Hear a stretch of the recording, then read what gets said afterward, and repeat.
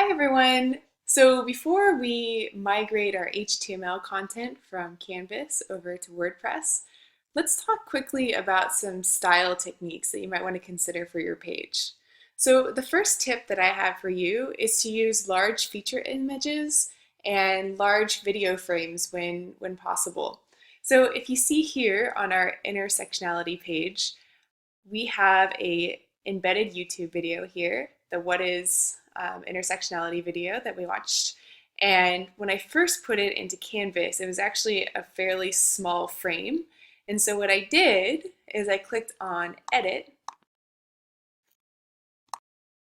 And once the page got into the editor mode, I went ahead and clicked on HTML editor. So when you see the HTML, it can be a little bit overwhelming because it's code, but if you just take a second, it's actually not that scary. So here's how we get our bearings. First of all, whenever I see the P, that means it's a new paragraph. And I can go over here and try to make sense of what this might be. So here I see a YouTube address, and that's how I know that, oh, that's where I embedded the YouTube video.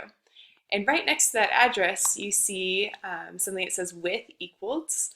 And for this one, it says 950, and the height equals 620.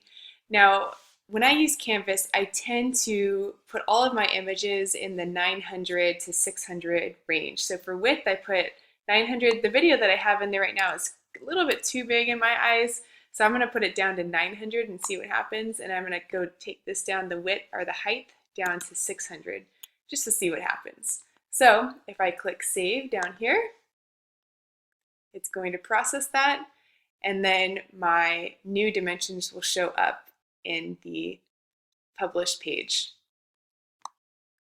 So you see here, this is the new these are the new dimensions. I think this looks a little bit better. It's not quite so big, and I find a little bit less overwhelming. Now, if you scroll down further on the page, you'll notice that I have three major images going on. I have this video, which appears as an image at first.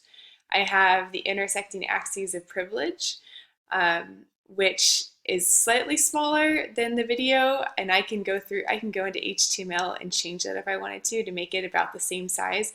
I think consistency with size is always a good idea when possible, unless you have a reason for making something a little bit smaller than the rest of the images.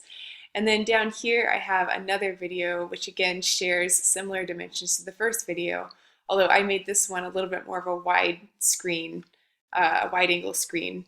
And what I did for that is I just lowered the height and kept the width the same. So you can again manipulate those things in the HTML editor, and it can actually lead to some pretty cool image manipulations that will hopefully enhance the way that your site appears to your audience.